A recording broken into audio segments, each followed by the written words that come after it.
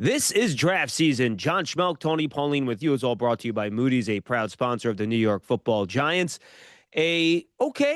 College football week number 3 as we head into now conference schedules coming in force here, Tony. How was your week? How was your weekend? Well, the weekend Saturday was just basically sitting here from 12 noon till about 12 at night watching a lot of football. You're right. I mean, there were some good games. There were some good conference games. A couple of games that came down to the wire. That Notre Dame Texas A&M game, I was actually in bed before it ended. It took forever, but it was an exciting game. LSU keeps on rolling. Vanderbilt keeps on surprising. And we will eventually run into the meat and potatoes of the Big Ten schedule over the next couple of weeks. Yeah, we had our first big coaching change in college football. UCLA moving on from Deshaun Foster. And Virginia Tech moving on That's right. from their coach, who, I mean, Old Dominion went into Virginia Tech and just destroyed them. Yeah, you basically knew at halftime of that game that Virginia Tech coach Pry would not make it till Monday. And then I would keep an eye on Florida as well, Tony, with DJ Lagway throwing a bunch of interceptions in that game. They kept it close with LSU, but Florida takes on Miami this week, who's one of the better teams in the country. We'll see how that goes, and we will go from there. But that's another job that I think is worth keeping an eye on here. I think a lot of people were surprised that Florida kept Napier at the end of last season. But remember, last season they started off slow. Miami went in there the first weekend. That was basically when Cam Ward said, "Hey, look, I'm here." Made his announcement that what a much improved quarterback he was. Went on to become the first pick of the draft. And then Florida improved, which kind of saved Napier's job. But you're right. What you forget about is the fact that Florida, before losing to LSU, lost to South Florida the prior week, and South Florida got pounded by Miami of Florida this past weekend. Yeah, absolutely. Things to keep an eye on as we move forward here. And then we have to discuss the big upset of the weekend, Tony. Clemson, who is now 1-2. Wow. They were your choice to potentially be national champions in the offseason. I understand they have so many players that are going to get drafted in the first round on defense, but just a really, really tough loss to Georgia Tech. A missed field goal late in that game, then Georgia Tech makes one late, and they fall to Tech, who's now 3-0. Give Georgia Tech some credit, but really, really tough loss for Clemson there in the conference. And the thing about Tech is they're not as talented as Clemson on paper, but they overachieved. And Clemson's doing the exact opposite. They're underachieving. If you watched our show week 1, we talked about the Clemson LSU game, and I mentioned how Cade Klubnik, who showed great improvement in his game between 2023, 2024, looked like he leveled off. Well, he's starting to look like he regressed. I mean, he was 15 of 26 with 207 yards passing, 1 TD, 1 interception, could not move the offense down the field that first half. His left tackle wasn't playing. Antonio Williams is still on the sideline with the hamstring injury. They didn't do anything to fortify that running game. But again, a lot of people thought Cade Klubnik was going to be a first-round pick. Cade Klubnik is playing like a day 3 pick. He doesn't have the great physical skills to overcome, mistakes. He can't throw his way out of trouble as a lot of other quarterbacks can.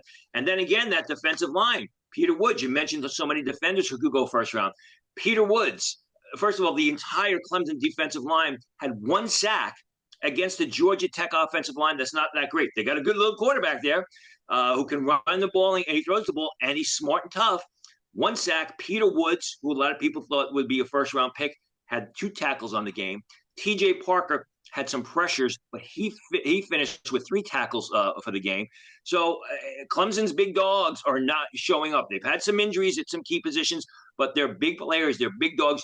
All the players that people thought could potentially be first-round picks, they've been flat this year. They struggled, for the first half of the game against Troy the week before as well. Yeah, and Dabo Swinney's going to have to get that figured out. 2 losses. You can't say their playoff hopes are completely shot and over, but they're teetering, and they better get this stuff figured out. Otherwise, they're going to lose more games in the ACC, and then their playoff hopes will be kaput. All right, let's go. Unless somehow they pull in Arizona State and they're able to run the table and win the conference, which is what they did last year when they beat SMU. I mean, from a college football point of view, we'll see how is SMU for real again. Is Florida State for real? I mean, the opportunity with the college football playoffs is there simply because they win the conference. They're going to get an automatic bid to the college football playoffs. All right, Tony, let's jump over to the SEC. A couple matchups in that Arkansas Yeah. Mississippi game this past week intrigued you. It was a terrific game, a back and forth game. Arkansas, I shouldn't say a back and forth game. Arkansas was consistently playing from behind, but they were consistently catching up. Taylor Green, if you watched our show last week, Taylor Green, the quarterback from Arkansas, is a guy who I talked about. I said, keep an eye on him. Scouts love him. He's got great physical skills, 6'5", 220 pounds. He's an incredible athlete with a big-time arm. 22 of 35 passing, 305 yards with 1 TD, 115 yards rushing. He was responsible for 420 yards, and he made a lot of good plays. I mean, he unlike Cade Klubnik, can throw his way out of trouble because of that strong arm. He makes a lot of big league passes. He's patient and he's poised. He's got some Cam Ward in his game, except he's probably better running the ball than Cam Ward. The only thing that concerns me about Taylor Green is sometimes he'll try and force the ball into double coverage. Sometimes his reads are a little bit questionable. That's got to be ironed out. But Taylor Green of Arkansas, if you watch that game, Arkansas was driving for the game-tying touchdown. They were moving into Mississippi's zone. Green completed a pass to the receiver, who then fumbled the ball. Mississippi recovered. Game over. But it was an exciting game. Taylor Green, I think, is really starting to meet the expectations, if not exceed the expectations that scouts have of him. Let's see what happens with him moving forward. Yeah, Tony, you didn't have this on your review, but I watched the game. I stayed up. It was on until like 1 o'clock in the morning. It was a late game. But much like Clemson, which lost their second game, Notre Dame also losing their second game of the year late. Had an opportunity to close it out late. Their defense cannot get the stop they needed. A couple penalties late in that game, but a big win for Texas A&M and a very disappointing loss for Notre Dame. Yeah, I think Jeremiah Love played well in spots. We talked about him again last week. You know, he's kind of like hit or miss. He was hit at times last week. We saw that their other running back who came out of nowhere, who was also really good. I thought their receiver, Malachi Fields, the big receiver, the transfer from Virginia, had a couple of really nice receptions. Listen, I mean, last year, a lot of it revolved around their quarterback, the Duke transfer, who, went on to be drafted. I think it was a 5th round selection in the draft. They're just, I don't think, getting the consistent play out of quarter or the playmaking ability at the quarterback spot yet that they had a year ago. Yeah, and you know what? I will say this, though. Notre Dame's freshman quarterback, C.J. Carr, there were some moments in that game that you didn't like. He throws the ball pretty well, Tony. He throws with anticipation. I saw him get to the second or third read on a couple of plays. He's young. He's not there yet. I think there's some developmental ability there where he could end up being a very good passer of the football. Absolutely. But again, you're talking about him being a freshman compared to last year when they had the 5th-year senior there. Of course. But I would, who basically carried them through the college football playoffs. But I think that's why they're losing now.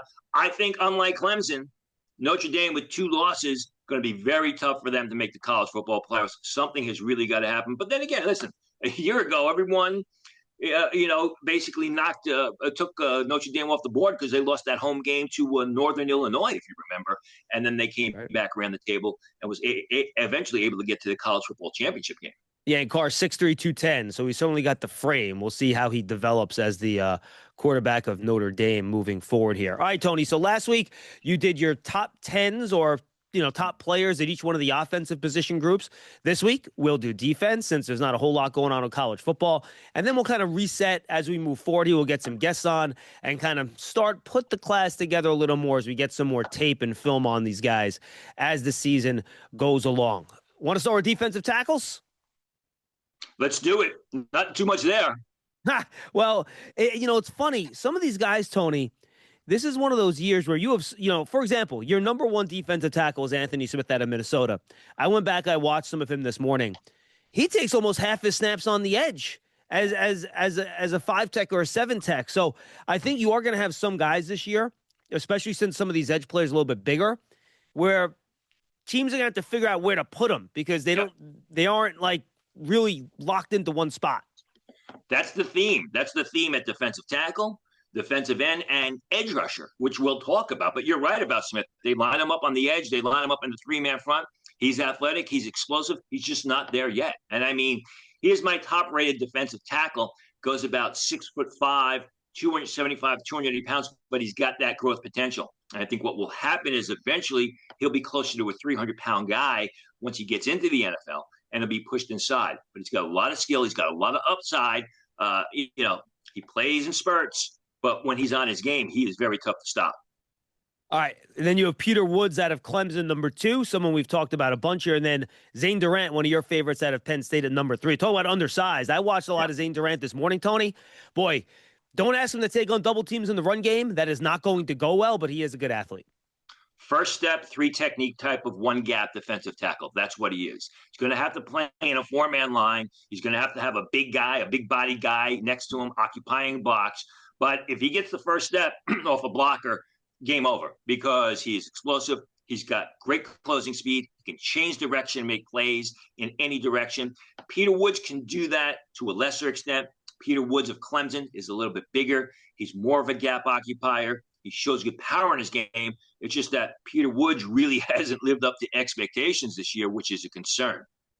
And then the next 3 guys, I think, Tony, are pretty safe picks. I think we know they're going to be good players just because of their size and their strength.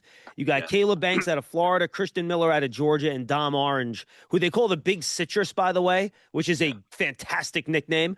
Those are your next 3 guys, and those are more of your traditional big, they're athletes, but they're, guys that are going to stop the run well and really hold up at the point of attack. Zero technique, nose tackle types, guys who occupy blockers. Caleb Banks can make plays, 6'6", 328 pounds. He is very quick. Orange is more of a guy who doesn't have that great first step off the snap, but you can double team him and he'll hold his ground, which allows other players to make plays on the ball. Christian Miller, just an underclassman, still growing into the position. I don't think he's as polished as Banks or Dom Orange, but he probably has more upside. Anyone else from this group, Tony, that has you excited? I mean, again, Bryson Eason of Tennessee, 6'1.5", 306 pounds, more of your one gap, 3 technique type of tackle. You go later on down, Darrell Jackson of Florida State. We saw a good Florida State tackle go, the 4th round last year? Yep. Darrell Jackson's a similar type of player, more of a gap occupier. If he goes to a postseason event like the Shrine Bowl, like the Senior Bowl, and turns into a playmaker, his draft stock will soar. That was Farmer, right? Last year out of Florida State, if I remember right? Right, Daniel Farmer. Yeah, first name I remember. It was Farmer out of Florida State. Right. Not a Farmer, but his name was Farmer. Right. All right, let's go to the defensive Joshua Farmer. Josh the Farmer. Thank you. Let's go to the defensive end edge spot here, Tony. And you have kind of your edge and outside linebackers split up a little bit. So these are the guys probably on the bigger side, and guys that are mostly pass rushers are not going to drop a lot, in your opinion. You have Keldrick Falk as number 1. Not surprising. He's going to be a guy that I think we're going to talk about as a potential top overall pick in this upcoming draft. And then you have some really good players. This is probably one of the deepest spots in the draft, Tony. There are going to be some really good pass rushers coming out. Why don't you break down your list, and I'll key on a couple of the guys once you get through them. Yeah, a lot of them. It's just that Keldrick Falk of Auburn is head and shoulders above any of them. He comes out of a 3-point stance. He stands over tackle. He forces the action up the field. He can change direction, get out in space, and make plays. I've seen on film where he drops off the line of scrimmage on zone blitzes, and he makes plays in space and coverage. I mean, the guy's got incredible upside. He's a terrific athlete, and he's a good football player. So you put that all together, and it's a priority position. The fact that he can rush the passer, and you're looking at, as you said, I know he's going to be the first pick of the draft, being that quarterbacks are overdrafted, but I think he will be in the conversation. Like we heard, like we saw last year with Carter, who the Giants took. He's going to be in the conversation. He will be a top 3 pick. There's no doubt about it. LT Overton. You talked before about those guys who are kind of where do they fit in the next level. 6'2.5", 272 pounds. Is he a defensive end? Is he on the inside of a 4-man line? He's quick. He's explosive. He plays with great pad level.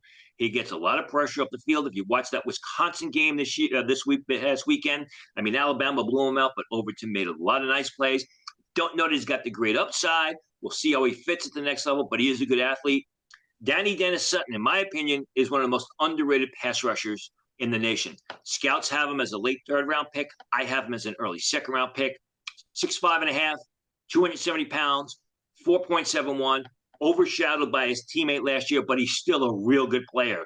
When he was the man during the college football playoffs, because your Giants guy had the shoulder injury, he was getting a lot of pressure up the field. He can bend the edge. He's fast. He's very explosive.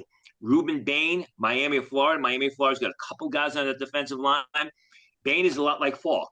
Comes out of a three-point stance, stands over tackle, good pass rusher in both situations, gets up the field, forces the action, causes a lot of pressure, but can also get out into space. He's not just one-dimensional. Mateo Ugalele, the younger brother of DJ Ugalele, the former quarterback. Again, a guy that you could use in a variety of roles. As a 3-4 outside linebacker, as a 4-3 defensive end, real good pass rusher. Later on, Anto Saka, who's having a bad year out of Northwestern's a guy to watch. Zion Young out of Missouri. Josh Josephs out of Tennessee. We spoke about him in week 1. 6'2.5", 240 pounds, 4.66, listed as a defensive end, but he can also stand up over tackle as a 3-4 outside linebacker. A guy that, again, like the Keldrick Falks, like Dennis Danny Sutton, like Ugalele, not only just gets up the field, but gets out into space to make plays and backside pursuit, which is also important. And Tony, a lot of these guys, especially the ones on top of the list you just went through, they're bigger. They're 260, they're 270, they're 275. It's not James Pierce last year, Jalen Walker, where they're 235. And, I guess Pierce is a little bit bigger than that, but Jalen Walker was like 235, and you're trying to figure out how to use these guys. These are big physical guys that can be 4-3 hand in the dirt defensive linemen, at least the guys at the top of the list we talked about, which we have not got a ton of coming out of school over the past few years. And they do it on Saturday. I mean, if you watch the Ruben Baines, if you watch Keldrick Falk at Auburn, they will come out of a 3-point stance and just devastate whoever is lining up on the opposite side of the line trying to block them. And Tony, I'll get to the linebackers and the edge players in a second, but we did not talk about the Tennessee-Georgia game, and you mentioned a Tennessee defensive player. Sure. So I just want to make clear that those two teams do actually have defensive players on the field. You mentioned a Georgia defensive player as well. You might not have been able to tell based on what the score was in that Tennessee-Georgia game on Saturday, but especially the first couple of minutes of that game. Crazy game, Tony, man. What'd you think? I think that the Tennessee field goal kicker is going to be kicking himself in the head for a long time for missing that field goal, and Georgia came back. I mean, the Georgia quarterback showed a lot of resiliency. I think Georgia, they've got some decent receivers. I mean, it was a fun game. It was a back and forth game. You thought Tennessee was going to run away with it. Then Georgia came back, and then Georgia finally wins the game. I mean, it was a nutso game. Yeah, Kirby Smart, as a defensive guy, Tony, must be just, apoplectic with how many points his team gave up. But yeah, absolutely. I just wanted to make sure we talked about that game because that was an absolutely crazy one on Saturday afternoon. All right, let's jump to the linebackers here, Tony. But first, just a reminder, draft season is presented by Moody's, a proud partner of the New York Giants. Decode risk, unlock opportunity. Learn more at moodys.com. All right, let's go over to the edge and linebacker spot here, Tony. You have these guys kind of mixed in together. Let's start with the edge players first, since we did just the pass rushers. I like how you color-coded them on this chart. Very impressive. I like that. The number one guy on your list here is T.J. Parker out of Clemson, 6'2", 258. You mentioned him a little bit when we talked about the game. Again, really good player. Him and Falk are going to be the guys that I think we're talking about there at the top of the draft a little bit. Has not played well this year. I mean, like I said, he got some pressures late in the game against Georgia Tech, but was not credited with a sack or TFL. Really was non-existent in the LSU game. But you have to go back and at this stage and watch the 2024 film. Like another guy that comes out of a 3-point stance, occasionally stands over tackle, can make plays up the field, can make plays laterally in pursuit. A real good athlete, very explosive, forces the action. But if he doesn't start to produce in 2025 and he enters the 2026 draft, he may be in for a rude awakening. He's not going to go as early as many of us thought he potentially could go.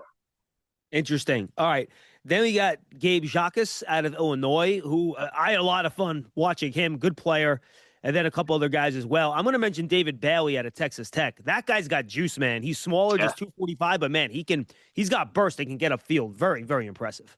Stanford transfer. If you watched the Stanford film last year, I mean, very explosive. 6'3", 246 pounds, but he's tough to block. He's never off his feet, makes plays in all directions. I've seen times where he's playing off the line of scrimmage. A guy that you're going to just find a way, a place on the field to put him. I'm sure he'll come out of a 3-point stance on occasion. A lot of people in the league like him. Came into the season with a high grade.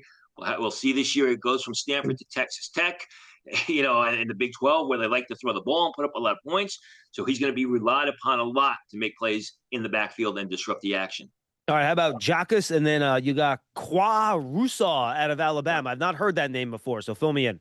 Yeah, Russo is an underclassman. I believe he's a third-year sophomore. He showed flashes.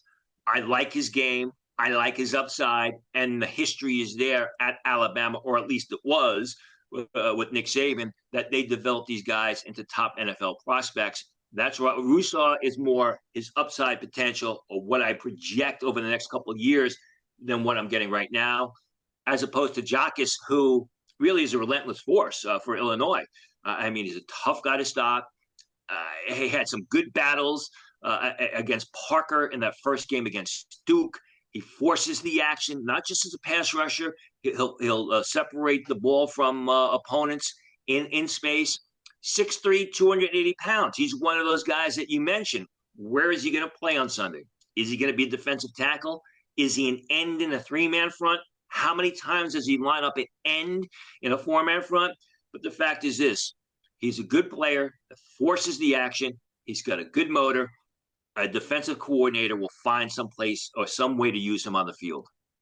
All right, Tony, let's do the off-ball linebackers now. Anthony Hill out of Texas, someone that we've talked about a bunch here and very popular on the internet draft scene.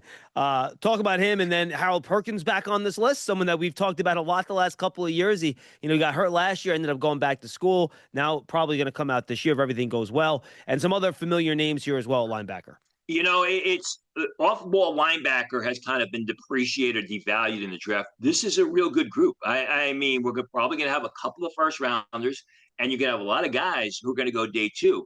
Anthony Hill from Texas, if you watch Texas, you can't miss number 0 because he's all over the place making plays. Up the field as a pass rusher, in pursuit, dropping off the line. He's relentless. He's tough. He's not the biggest guy in the world, but he's constantly around the action, around the ball, forcing the action. Deontay Lawson, another guy, more of your traditional Crimson Tide off-the-ball linebacker. They use him in the blitz on occasion, but he's great in pursuit. He's real good in zone coverage, shows the ability to flip his hips and get downfield, a real good 3-down defender. You can use him on 3rd and 2 to stop the run. You can use him on 3rd and 6 if you need to cover the tight end. Harold Perkins, I have him, number 4 on my list. I have him as a second-round pick. All signs are right now that Harold Perkins is back to where he was as a freshman. Playing well. Before his injury, and he is just lighting it on fire. So I think when all is said and done, Harold Perkins is going to be a first-round pick. Now, that said, what is Harold Perkins? He's 6 foot, 220 pounds. He's a smaller, one-gap type of linebacker. I love his game. I just don't think he's going to be able to do the same things on Sunday that he's able to do on Saturday, because he's so overwhelming force against college blockers and college athletes. It's going to be a little bit of a different sort of situation in the NFL, but he's still really good, and he's incredibly explosive. C.J. Allen out of Georgia, the next top off-the-ball explosive Georgia linebacker. He's a day 2 pick. Jayshwan Barham of Michigan, a guy who I don't think gets enough notice. The Maryland transfer. They use him up at the line as a pass rusher. He's effective. They use him backed off the line in space. He's also effective. They use him in coverage. They use him in pursuit. He's gotten better and better and better. A guy I know that you like and I absolutely love, Wade Woodaz of Clemson. It's kind of taken a backseat to the freshman there, but Woodaz is instinctive. He's tough. He constantly is taking correct angles, constantly making the good plays on the football. Really, again, a 3-down off-ball linebacker. 3rd and 2, he's terrific against the run. 3rd and 4, you can use him as in coverage. Scouts are not as high in Woodaz. They have a day 3 grade on him. I have a 3rd-round grade on him. 6'3", 230 pounds, runs in the 4.6s, plays faster than that. A couple other guys. I'm just going to give one more name to keep an eye on. Cade Aluvi from California. 6'1", 235 pounds. You want to talk about a guy that plays like his hair's on fire? This guy's great in pursuit. This guy's constantly selling out. Number 10 on California, at least he was number 10 last year. They're always changing their numbers now. This guy's constantly selling out to make plays. An absolute ball of fire in the football field. But again, you're off the ball, traditional weak side linebacker, which, does not get drafted as early as they did 15, 20, 25 years ago. And Tony, I feel like we have not mentioned an Ohio State defender yet, and we just talked about front seven players, so I feel obligated to mention Sonny Styles because he is on your list. Otherwise, our resident Ohio State alumni, Dan Salamone, that writes for us upstairs, might break through the wall like the Kool-Aid man and come after me. But he's a really good athlete, and he's also a very good inside linebacker. Former safety that they moved to linebacker last year. He plays in spurts. He's got to be a little bit more consistent. I don't know whether it's instincts, whether it's still he's getting used to the position, but he's got upside. He's starting to really play much better and better. Listen, for your guy Dan upstairs, I'm also going to mention Kenyatta Jackson, who I skipped at with the pass rushers. A sophomore last year, was really being counted on this year, considering that entire Ohio State defensive line. Graduated to the NFL last year. Kenyatta Jackson, who's a real good pass rusher, not the biggest guy in the world, but's got some good upside, real good athlete as well. Yeah, he is number 5 on the defensive end list, just not someone Tony went into detail about, which is important to note. Well, there is a guy in the defensive backfield, Tony, that is from Ohio State that's on the top of the list here. You combine safeties and corners here. Probably because the corner class is not one of the better ones I've seen in recent memory, Tony. You might have some underclassmen that make it better if they end up declaring. But Caleb Downs sits atop your defensive back list, which should surprise nobody. That guy is a flat-out playmaker. We talked about the defensive ends, the edges. It's Keldrick, Falk, and everybody else, although that position's a bit deeper. That's the way it is defensive back. I mean, Caleb Downs right now is the highest-rated player in the draft. He's the best player in the draft if the draft were held today, but he plays safety. Where are you going to draft a safety? But I think he's a little bit more than a safety. Think about Brian Branch, but he's bigger, he's faster, he's more explosive, he forces the action a little bit more. So he's a Brian Branch type that I think you can use as a traditional free safety. You can use him as a nickel back over the slot receiver. He was not going to be a liability. He's tough. He's a playmaker. I mean, Ohio State fans can say he basically won them that national championship a year ago. If you remember that second down play, he busts through the offensive line, the Texas offensive line, into the backfield, makes the tackle for loss. 2 plays later, Jack Sawyer comes around the edge, the scoop and score, strip scoop and score play that was set up by Caleb Downs. He's a complete safety. I absolutely love him. I think he's going to be my highest rated player. The way I thought Kyle Hamilton was a bit overrated a couple of years ago, I think Caleb Downs is a little bit underrated. It's just a matter of where you're going to draft a guy like that. I think he can fit anything. Like I said, free safety, nickel back, whatever you want to use him as. He's got that kind of upside. It's going to be interesting to see as we go through the pre-draft process, what kind of testing does it do? And I know I'm getting ahead of myself because we're seeing now more and more guys who don't do anything. Does Caleb Downs, run before the draft? And how fast is he? And if he doesn't run, how big of a red flag is that? Are teams going to basically knock him down for that? He's a great football player. And he's been that for a couple of years at Ohio State. Alabama transfer. He's actually very good at Alabama before he transferred to Ohio State. Yeah, and look, he was not on Bruce Feldman's Freaks list. I did ask Bruce about that when we had him on a couple of weeks ago. For the folks that haven't seen that show, they should go back and find it. And he said, look, he just didn't meet some of the freakish thresholds, I guess, for lack of a better expression, to get on that list. But that does not mean he is not a phenomenal football player. Tony, why don't you go through the rest of your safeties that you like before we jump over to corner? TJ Metcalf from Michigan, an Arkansas transfer, showed me a lot at Arkansas last year. Haven't really watched him that much at Michigan. A big, rangy free safety type that goes sideline to sideline. Keon Saab of Alabama, your prototypical Alabama safety. He's not super big. He's not super fast, but he's incredibly smart. He's got it going on between the ears. Terrific instincts. Diagnoses plays before they happen. Really good in coverage in a smaller area. Tough, explosive run defender. There's a place for him at the next level. Amari Farrell of Indiana, more of a downhill, explosive type of guy, very underrated. Rod Moore of Michigan, real good safety that struggled with injuries. I think he was injured early last season, He's not seen the field this year. When you look at the film, he's a top 45 type of prospect, but the injuries are pushing him down. We'll have to wait and see when Rod Moore returns to the field this year. He may have played last week against, I believe they played Central Michigan. I may be mistaken on that. I know he didn't play week 1, and how he plays when he returns. All right, let's hit the cornerbacks here, Tony, and two guys that I've watched that I think are really good players. Avion Terrell out of Clemson, who's the younger brother of the Terrell that's in with the Falcons right now. AJ Terrell, correct? And then you have Mansour Delane, the transfer to LSU from Virginia Tech, who has just been phenomenal this year. Yep. Terrell's a terrific cover guy, but he's not big. He's not tall. I mean, you could see he's outmatched by size by receivers he goes up against, but that doesn't stop him. And what he's good at is he makes plays with his back to the ball. He gets his head back around, tracks the pass in the air, makes plays on the football. He's very explosive, also very physical, fires up the field and voluntarily defends the run. Delane's a guy that I like since he was a sophomore for Virginia Tech. His ball skills are outstanding. He's got decent length. He's consistently productive. He doesn't have mental breakdowns on the field, doesn't have a lot of bad plays. I was told 2 years ago that the knock on him is his speed. He's a 4.55 cornerback, which would push him down. I don't see it on film. Me neither. I see it on film that is fast enough to play on Sunday.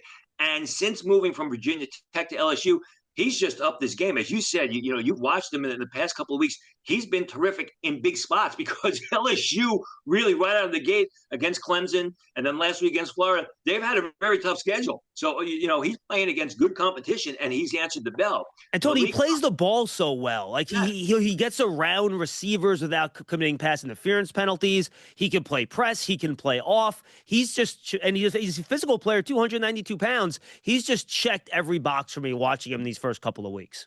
And the thing is you go back and you watch the Virginia Tech film, he was that type of player at Virginia Tech. The only thing is they really didn't throw in his direction too much because he was so good.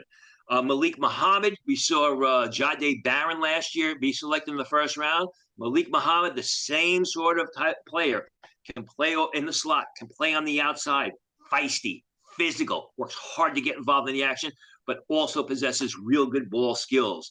Jair Hill of Michigan needs to polish his game, but has excellent size. Hits that 6 foot even length that the teams want. Shows ability, just needs to elevate his game. Judge Collier of South Carolina. South Carolina's got a couple of different defensive backs to keep an eye on. Collier's a guy that has shown a lot of potential. He shows a lot of flash plays. Hopefully he puts his game together this year. Christian Gray at Notre Dame.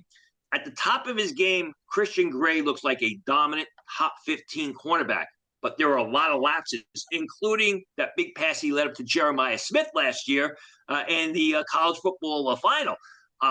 If he can iron out and stop the lapses, he's going to move up draft boards. But if he continues to have those lapses, that's something that's very dangerous, especially at the cornerback position where a lapse can lead to a 30, 40-yard play or a touchdown for the opposition. No question about it, Tony. Moody's is a proud partner of the New York Giants, uniting the brightest minds to turn today's risk into tomorrow's opportunities. Learn more at Moody's.com. And Tony, as we head in now to our Week 4 preview here, we're starting to get into the deeper part of the conference schedule. And one game in the Big Ten really, jumped out at me. Two teams that have a history of being really good football teams. We haven't seen both be really good in the same year in a while. That's Indiana and Illinois, two really good coaches with Cignetti and Belima with these two teams and these two college programs, and a lot of fun players to watch in that game. Go back to last week's show. I talked about Fernando Mendoza, the quarterback from Indiana who comes by way of Cal. He's got great physical skills. He's well-liked in the scouting community. He's got a strong arm with the ability to make all the throws or throw himself out of trouble. He's athletic. He can elude the rush or he can pick up yardage with his legs. And the hopes were that moving to Curt Cignetti or moving to Indiana, where he'll be coached by Curt Cignetti, one of the best coaches in all of football, college or pro, he would be able to take the next step in his game, which he wasn't able to do at Cal because I was told the constant turnover in coaching and offensive coordinators. So far, it's worked. In the first 3 games, 55 of 76 passing for 9 TDs and no interceptions. Now, Old Dominion, who just beat up on Virginia Tech, was the toughest competition that Indiana's faced. Now they go up against an Illinois team that's got some real good defensive players. We talked about Gabe Jacas, the defensive end. He's going to be bearing down on Mendoza throughout the game. They've got some terrific defensive backs. Xavier Scott, the safety, is going to be a day 3 pick. Underclassman Caleb Patterson, developing cornerback. He's a day 3 pick. Miles Scott, the other safety who was a tackling machine for Illinois. These guys are smart, tough, athletic defensive backs, as well as Jacas, the terrific pass rusher. This is a huge test for Mendoza to see if he's actually taking the next step in the game. And Cignetti is able to work his magic on Mendoza as he did with Curtis Rourke last year. The only difference is Mendoza has the potential to be a top 45 pick because unlike Curtis Rourke, if he turns out to be a good quarterback and everything clicks mentally, Mendoza's got all the physical skills to start on Sunday. So this is a potential stepping stone game for Mendoza. And this is a game with your chart to see, has he leveled off or is this game really taking off?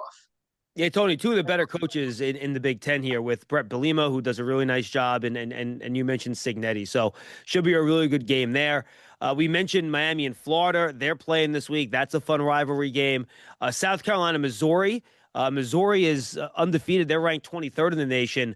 And I think whether or not Lenore Sellers plays in this game and what his injury status is, which upon this record we don't know, is probably the top story in that game. Yeah, absolutely. I mean, if you watch the game against Vanderbilt, which was on the SEC network, it was a big conference game. I was in and out of it because LSU Florida was on at the same time. The USC game, which was delayed by 3 hours because of rain, was still on. Notre Dame was on, so I was in and out of a lot of those games. And Sellers, I guess, left the game after a targeting hit. The player was ejected from the game because of targeting and never came back. I think when he left, he was like 6 of 7 for 70 yards. But we'll see. Hopefully he can play. I don't have an update on the injury. I really didn't follow it. We'll see what happens. All right, we have two other games between two top 20 teams. Texas Tech, Utah is one. And Utah is always one of these programs. They're just good every year. They're so underrated. They're well coached. And then Auburn, Oklahoma. Auburn is 22. Oklahoma is 11. Anything from either of those two matchups that have you excited or jumps out to you? We spoke last week. Xavier Chaplin is my number 1 rated offensive tackle. I happen to think he's going to be a top 10 pick. Virginia Tech transfer. This is kind of a theme here, right? When we talk about Mansour Delane, guy who bends his knees. He's a terrific pass protector, outstanding zone blocker on the second level, who maybe needs to get a little bit stronger as far as a run blocker. Oklahoma's got some decent pass rushers. We're talking about day 3 pass rushers, 5th, 6th round pass rushers. R. Mason Thomas is one of them. Kendall Daniels is another one. Marvin Jones Jr. They've got some good guys on the inside. Grace Halton, a defensive tackle, who they'll occasionally kick out to the end. So this is a big game for both teams. Obviously, Oklahoma, coming off of that win a week ago, want to keep the momentum going. Auburn wants to keep the momentum going. But from an NFL prospect watch, keep an eye on the left tackle Chaplin from Auburn, who's going to be an early pick against the tough, feisty Oklahoma pass rushers who Evan Link of Michigan, if you watched the show last week, I spoke about him and how good of a job that he did. Chaplin's a better player. Chaplin of Auburn is a better left tackle. So Oklahoma pass rushers really have a challenge this weekend. All right, Tony, anything else on the weekend that has you excited that you want to hit on before we say goodbye? Not that I've seen. I went through the games, getting a little bit better, but I think once we get to the end of September, beginning of October, the schedule is really going to blow up. Yeah, we are not there yet. Finally, Tony, just give me a little thumbnail summary of this defensive class in terms of what fans should expect as we head towards the 2026 NFL draft. Yeah, teams usually like a lot of defensive tackles in the draft. And if you go through the history, I mean, you've had, I think one year we had 11, 12, 13 defensive tackles taken in the first round. That's how much they like them. Going to be very disappointing at the defensive tackle position. I think from a media standpoint, it's not going to be overly sexy because of the fact that lack of defensive tackles, no great cornerbacks at the top, and a lot of off-ball linebackers. There are a ton of really good off-ball linebackers. I project a lot of off-ball linebackers in this draft, which is good, but it doesn't, doesn't. ESPN's not talking about it for 10 minutes. I like it. I like the edge rushers. I like the linebackers, safeties at the top. I mean, the rest of the defensive backfield, I think, is going to leave a lot of people wanting more. Yeah, I think the edge class is really, and then that defensive end class is where people will get most of their excitement this year. Tony, anything coming up on Sportskeeda you want people to keep their eyes on? Just the risers and sliders and any breaking news that may affect the NFL draft. Some of the guys we talked about today were risers because they played so well last week. And any news that will affect the draft as we move through the season. Tony Pauline from Sportskeeda. I'm John Schmeelk. That's this week's episode of Draft Season, presented by Moody's, a proud sponsor of the New York Giants. For Tony, I'm Schmeelk. We'll see you next week, everybody. Enjoy your weekend.